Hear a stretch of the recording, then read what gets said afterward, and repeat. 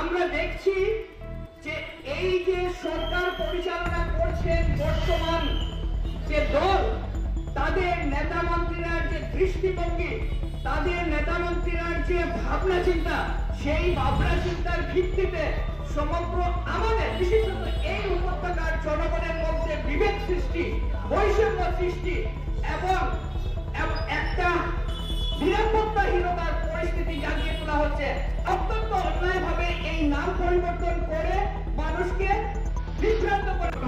আসামে উগ্র প্রাদেশিকতাবাদী চক্র যে সরকারি আসুক, এই সরকারগুলো উগ্র প্রাদেশিকতাবাদী কাছে মাথা নত করে সম্পূর্ণ সারেন্ডার করে সরকার চালায়।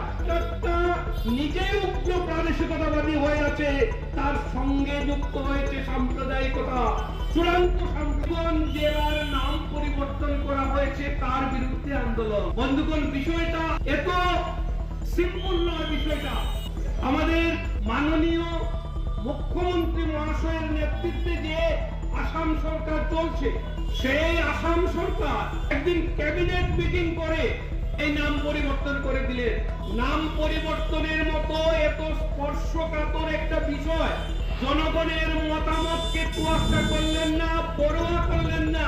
বিভিন্ন রাজনৈতিক দল আছে, সেই দলগুলোর সঙ্গে কোনো আলাপ আলোচনা হয়েছে শ্রীভূমি নাম বলে। সাম্প্রদায়িক দৃষ্টি থেকে এই যে কাজটা করা হলো, দীর্ঘদিনের ঐতিহ্যপূর্ণ যে পরিমল শহরের নামটা ছিল, যার সাথে অনেক ঐতিহ্য, অনেক ইতিহাস জড়িত ছিল, সেটাকে হিন্দুত্বের একটা বাতাবরণ দিয়ে শ্রীভূমি নাম বলা হয়েছে। বলা হচ্ছে রবীন্দ্রনাথ এই কথাগুলা বলেছিলেন রবীন্দ্রনাথের নাম থেকে, কিন্তু সত্যটা কিন্তু এই জায়গা। এমনকি এই যে বাজেটটা হয়েছে, সেই বাজেটে পর্যন্ত বরাক উপত্যকার জন্য বাজেট সবচেয়ে কম হয়েছে।